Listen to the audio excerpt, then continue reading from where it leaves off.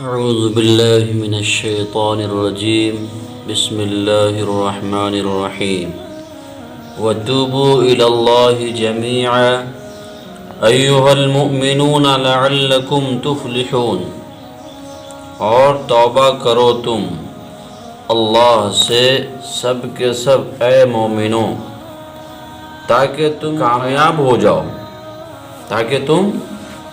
ہو جاؤ۔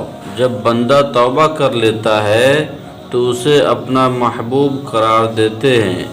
ارشاد باری تعالی ہے، ان اللہ یحب التوابین، اللہ توبہ کرنے والوں کی پسند فرماتے ہیں۔ جب اللہ تعالی توبہ کرنے والے سے محبت کرتے ہیں تو بندوں کو کہاں اجازت ہے کہ وہ ان سے نفرت کرے۔ نبی علیہ السلام نے ارشاد فرمایا، گناہوں سے توبہ کرنے والا ایسا ہی ہے جیسے اس نے گناہ۔ حضرت علی رضی اللہ عنہ سے ایک آدمی نے سوال کیا کہ مجھ سے گناہ ہو گیا ہے۔ آپ نے فرمایا، توبہ کر پھر گناہ نہ کر۔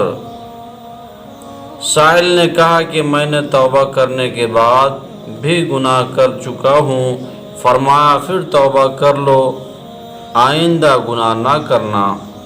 ان سے پوچھا کب تک؟ فرمایا، اس وقت تک کہ شیطان تھک جائے۔ اللہ تعالیٰ کے دربار میں 100 سال کا کافر بھی جا کر سچی توبہ کر لے تو اللہ تعالیٰ اس کی توبہ بھی قبول کر لیتے ہیں۔ ارشاد باری تعالیٰ ہے، قُل لِّلَّذِينَ كَفَرُوا إِن يَنْتَهُوا يُغْفَرْ لَهُم مَّا قَدْ سَلَفَ۔ اللہ فرماتے ہیں، کافروں سے کہہ دو اگر وہ باز آ جائیں تو پہلے جو ہو چکا ہے معاف کر دیا جائے گا۔